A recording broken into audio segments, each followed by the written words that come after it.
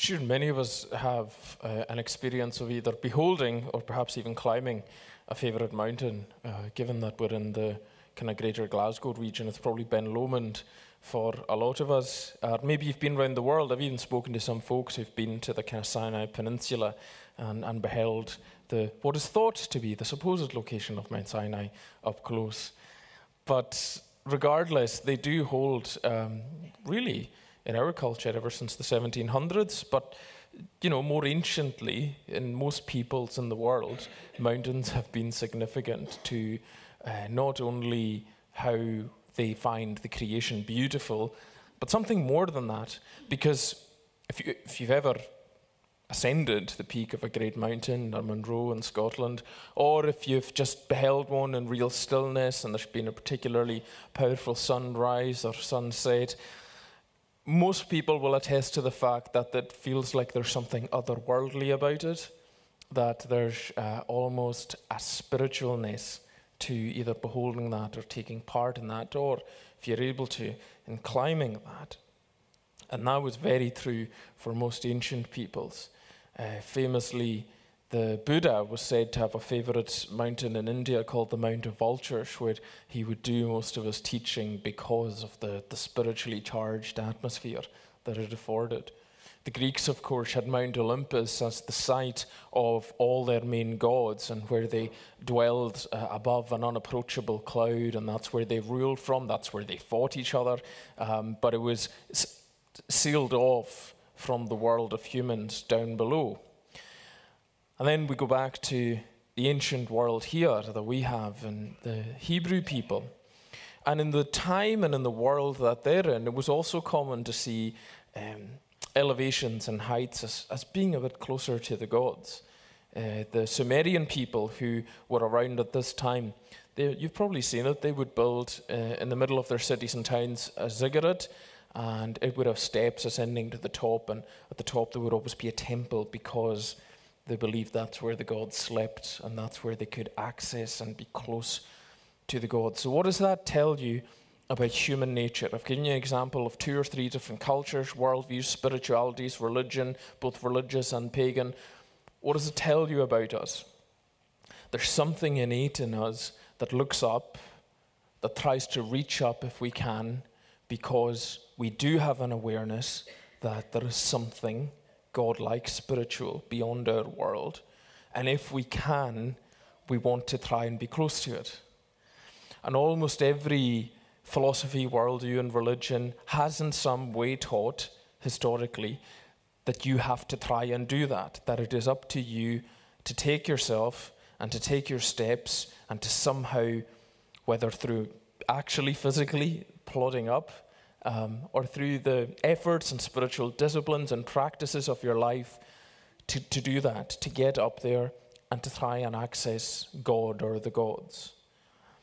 And it is in that background that I've said that I want to show in many ways how unique, but also how beautifully this is good news, what we have in the Old Testament, stretching right through to the Gospel and the New Testament, that is not the way that we have the God of the one true God, as we like to say, and the Israelites say, the way he deals with us and the way we find the access to God framed. Now, this comes after the journey in Exodus when they have been dramatically rescued and they're on their way to the Promised Land. And right after this, there is going to be a pile of laws and regulations given. The next bit of the Bible that goes from Exodus 20 through to Leviticus 27 is where most people give up in a Bible reading plan because it is one law and regulation after another. But all of that is framed here. In some ways, all these laws and regulations don't really make much sense unless you get this bit, the way that God comes and frames it and meets the people here at Sinai. And what I would like to put to you this morning is that what God does and the way he operates through all of this is by showing grace. A bit like I was saying to the kids, that it is not by any human effort of any kind, but all of this is couched in the free and good grace of God, an absolutely unattainable and unearnable gift that God, because of his own innate and inner goodness, loves to give to the people. And I'm going to do that by focusing on three things. Firstly, by focusing on the fact that it is on this journey of faith, this trying to get to God, we are first brought to God by grace. And then secondly, we're kept through grace and faith. And then thirdly and lastly, we are sent out again by grace. Brought by grace, kept by grace and faith, and sent by grace. And I'm going to camp out in verses 4 and 5, because as I read that this week, there was just an enormous amount of wealth there in terms of looking at the way God deals with us in his grace. So firstly, being brought to God by grace in verse 4. This is what God says to Moses. You yourselves have seen what I did to Egypt, and how I carried you on eagle's wings and brought you to myself. The common way, and I've come up against this all the time, through my training for ministry in the Church of Scotland, and I still find it today, it's everywhere. The common idea is that the way most people, I would say, probably understand the Bible is you've got the Old Testament, which is a big, quite boring chunk of laws, rules, regulations. God is always mad in it. And then if you can kind of fast forward through that and you get to the New Testament, Jesus comes and he is love and he is very forgiving and he dies on the cross for us. And so that's really all you need to know. And I'm caricaturing it, but honestly, I've had so many conversations, which is that's a lot of a working understanding for people. Or in the Old Testament, the Jews, the people of God, then they had to kind of do things. They had to keep laws and obey, and that's how God would maybe accept them. But in the New Testament, it's through Jesus that people do it. And it's wrong. It's an unfair characterization of the way God reveals himself. Because, and let me read that to you again and try and hear how much of a misunderstanding that is of the way God deals with people from the start. What I did in Egypt, how I carried you on eagle's wings, and I brought you to myself. This is the founding of the relationship. Covenant is the big word that the Bible uses, but this is the founding of the relationship between God and his people. And God says, well, who's the active person in that part? Who starts and founds and begins this? God himself does. How I brought you on eagle's wings. And that wasn't even a passive thing, because the word for eagle in the Hebrew is quite an active and a violent one. It's one with a beak that can destroy. The reason that he uses an eagle, God compares himself to an eagle in the Old Testament, is because he has a nurturing and loving and a fierce love where he fights for his own people. And that's exactly what he did in Egypt. He went to war with the Pharaoh who was oppressing his people that he loved. So he did that, and he actively got involved, and he freed them from the hand of tyranny and oppression, which they were unable to get themselves out of because of the odds being against them. He freed them, and then he brought them to a place where they were actually free to worship him, and they were going to inherit this great land of promise. Everything started and began with God deciding to do that, freely deciding to do that, to show his love. I would put it to you that there is almost hardly a better example of grace anywhere in the scriptures than that. Because think about it in terms of the power. People were unable to do anything for themselves. And so if anything was going to happen, God would have to do it completely of his own bat by himself. And he did. And then even if you think about the motivation, is there anything in that for God? If God is who they understand him to be, if he's sovereign, and we'll see later he rules over the whole world, did he have to do that? No. But he chose to do it, and he wanted to do it, and he did do it by himself. And that is the founding of the relationship that he's got. This is the way God chooses to open it, if you like, to Moses. He says, let's start here. I've taken you here and I've shown you my love and my grace. In fact, he says, I brought you to myself. And the language he's using is deliberately familial and close and connected, because this is a people, as we've thought about, that have just come out of slavery and have been traumatized by that. What he is saying is, I have brought you to exist in a bond and in a relationship with me, to be part of my own family that I'm building on this earth. You're not slaves any longer. This is not something where you're going to have to work for this and earn it. This is not something where you purely exist for my benefit and my enrichment. No obligation. I have chosen you, as the prophets later say, I've set my love upon you. That's the foundation of what God does with his people. Can you see how it all begins with not some people trying their best to keep some of the rules, not some people making an effort, not God even being overly mad, but God showing and setting his love and his grace in some people? I wonder if that helps your understanding of the big picture, but perhaps even your understanding of your own life with God this morning. I wonder if you could recognize yourself in that distortion or misunderstanding, because that can have real world implications for our own lives and our own faith and our journey of faith. You see, if you think that the way to get onto it is to kind of, you know, if you ever see someone who tries to jump onto a treadmill while it's already moving, that's hard.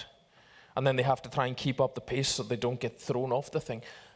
That's what that understanding of what faith looks like, what connection to God looks like, can do. You can think, right, well, I need to try and get started, so I need to get interested in this, and I need to try and show some effort, and then I need to try and keep whatever the rules are and try and act as best I can like a Christian, and then I need to keep going with that. And then I hope that if I can keep that going long enough and I can finish up, then maybe God, you know, when I get to the gates, he'll say, aye, okay, then you did a decent job of running on that treadmill. Rather, what happens, and this is, I hope, disarming, and I hope really good news for you, is that God comes to us and he gives us that gift. He starts to open up our hearts to his love and the fact that he has chosen us from before the foundation of the world, that there was nothing that we could have done to earn it, and we become warm to the fact that he actually wants that connection and relationship to us, and that he has begun it, and that he has taken the initiative and the first step by coming to us, particularly through the love of Jesus. What Jesus does in dying for his enemies on the cross, people who were separated from God, it's a more fleshed out picture of what's happening here. This is the gospel in the Old Testament. God taking people that didn't deserve anything from him and that didn't know him, and he decides, I'm going to set my love on you and show you my love. And God has decided that for his people.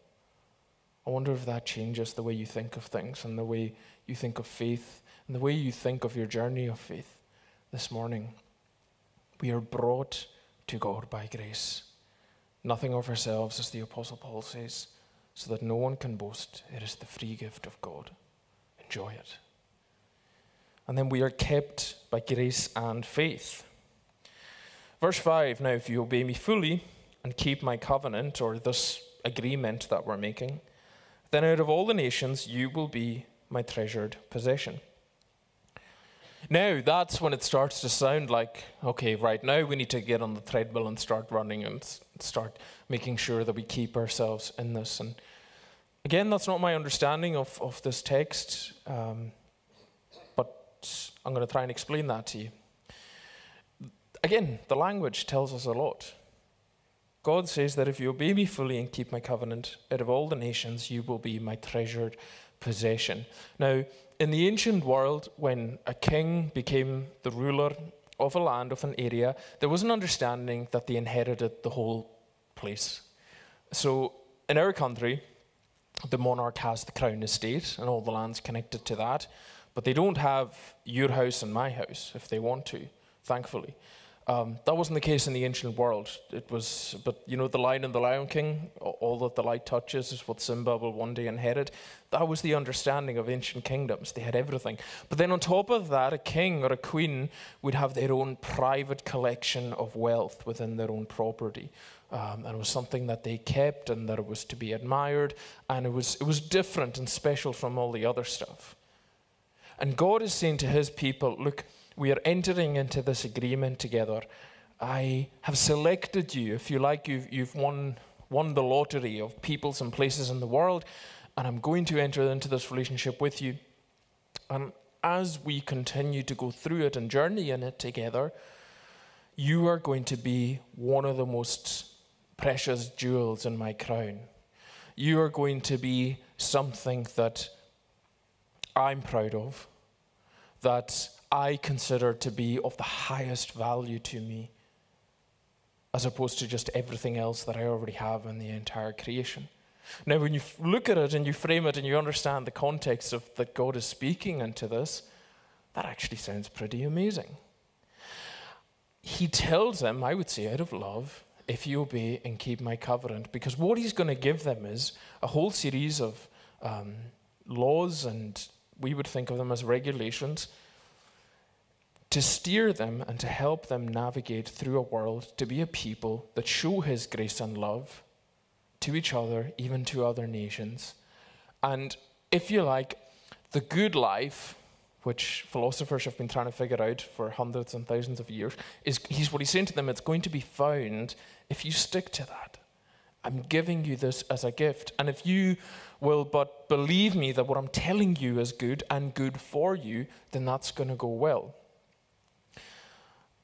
And it's supposed to, of course, to the ancient audience, it's supposed to echo in them, that sounds like another time where God took a couple of people or some people and he set before them a choice, and one path was life if they followed it, and another path they would surely die. You know, the trees and the choice that Adam and Eve had in the garden, and that story keeps reappearing and repeating itself. And the problem in the garden was that ultimately the humans thought, I don't think God has our best. Somebody was able to convince them that God didn't have their best interests at heart, and if they took another way, if they kind of went their own way, that, you know, he might be holding some good stuff back from them. And God's coming again and saying to this group, okay, I'm going to try this again. I'm going to take you as a group of people. I'm going to say, look, I'm going to give you this rubric to live by, a set of guidelines and principles. And if you're able to do that, you are going to flourish. Things are going to keep getting better for you as a people. And otherwise, it's not going to go so well. But that's going to take faith for them to keep believing that God ultimately has their best interests in heart, and for them to keep walking in it. And so often on the journey of faith, that's what it comes down to with us. Sometimes we can forget that God has actually brought us where we are so far by his grace and goodness. Sometimes we can look back and think it was our own efforts, and that's where we can go off the path and get tripped up. Or indeed, we can get so lost in the weeds on that treadmill and thinking, I need to do it just out of a sense of obligation or duty. Whereas here, it's always connected to relationship. If you do this, then that's what's going to bring us closer. You'll be further and further in my inner sanctum of my treasured possessions. It's always the breakdown of that relationship and connection to God that leads to his people going off piste and doing their own thing, and usually disastrous consequences.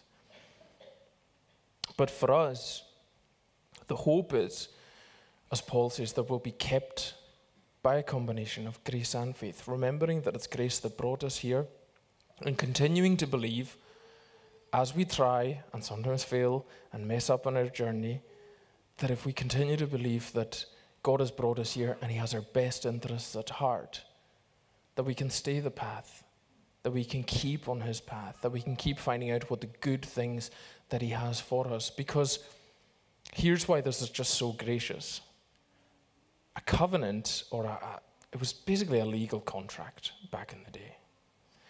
And normally a legal contract has something in it for both parties, you know. One of the greatest skills in negotiating is making the other person think that it's really a win for them, but really you've got the bigger slice of the cake. And that's been going on with human negotiations. And God takes that language and that idea and says, I'm going to make a covenant with you. But let me ask you again, what is in this? If this is a two-sided thing, what's in this for God? God is going to take an enormous risk. He's going to, if you like, bet the farm on this ancient group of people. He's going to stake the hope of his love and light going out into the world through them. He already owns and possesses all the earth. He's created it all. What's in it for God? It's nothing. Even giving them this set of guidelines and rubric for their lives and trying to steer them and help them on a journey of faith.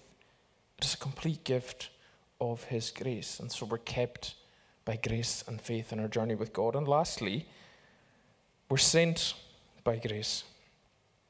Look at the end of verse 5 and into verse 6. Although the whole earth is mine, you will be for me a kingdom of priests and a holy nation. And so, God doesn't just want them to stay where they are, even if they live in an amazing promised land, put up high walls and fences all around it, live in the love and the harmony that he's going to give them, and close their ears and eyes to the rest of the world. One of the most powerful stories that goes all through the Old Testament and into the New is God keeps wanting to expand the fact that he's showing his love and his goodness to people out to new peoples, so that more people will hear about it and be brought into that light and into this relationship with him. Although the whole earth is mine, so again, there's no obligation, you will be for me a kingdom of priests and a holy nation. This is actually the foundation, in a real way, of what we do in terms of the church. He's given them their identity. What does a priest do? A priest stands in the gap between people and God, and they mediate. And if you think about it, we have been kind of camped out thinking about the significance of God doing this at a mountain, and people reaching up and trying to get to God or the gods and reach up the mountain. And God is saying, actually, I'm going to come to you. And you as a people, I'm going to infuse you with something of who I am, my goodness, my very presence, and you are then going to be used to help mediate the rest of this creation and the rest of this world and help them on that journey and their quest to try and find God. Do you see? What is the point in the church? Why are we here? Why, not just why do we keep gathering, but it's a completely relevant question given the church challenges we're facing in our culture in the church. I would say to you, all the way back in the Old Testament, that our calling is here, that it's God has brought us to himself by his grace and gifted us with it, as he has kept us there by showing us how to walk a life of faith. He then sends us because he wants more people to experience that grace. And that is for us to be a kingdom of priests, a holy nation. People that have experienced that for ourselves and are given the enormous privilege of being able to be there so that other people are able to see it. Prophet Isaiah later on says that the people of God are to be a light to the nations, that people from all other nations are going to be drawn to its brightness. Let me show you the continuity between that and the New Testament and what Jesus teaches. A city on a hill cannot be hidden. Everybody sees the light for miles around. That is exactly the calling that we're meant to continue and fulfill. Because the implication is there's a lot of darkness. There's a lot of people wandering and groping around in it and not able to find their way to the love and to the light and to the hope of God. And you and I have been given the privilege of, if you know anything of that for yourself, you're able to be there. And so every church in the country and in the world should be a sanctuary that's got people who have experienced God's grace and who, if anybody is able to see some of the light coming out of it, I think this is a lovely vision to have for a church, that the people there will help show them, well, not because of anything in us, but because God has actually shown us his grace, and we're happy to point you to the one who showed it to us. And when they ask about your journey and go, how do you get to God? And how do you know God? And how do you get peace and hope in your life through the God that you claim to know? Did you have to go on a pilgrimage? Do you have to follow a set of programs and steps like I have to if I bring any other new practice into my life? And we're able to say, well, no, actually, because he found me. Because I had an awareness of the fact that I was lost or in darkness, and that might have been gradually or very suddenly, but God warmed my heart with his love. And I was able to see that most clearly in the fact that in Jesus, his own son, dying on the cross, that he did that for me. And that was able to implant in me this gift of faith. And so, no, I didn't climb a mountain and I didn't follow 10 steps, but I did have to believe that he did that for me. And you have to believe that he did that for you. And he will give you the treasure, the promised gift of being his special possession. And you will know that now and into eternity. May God bless his word to us. Amen.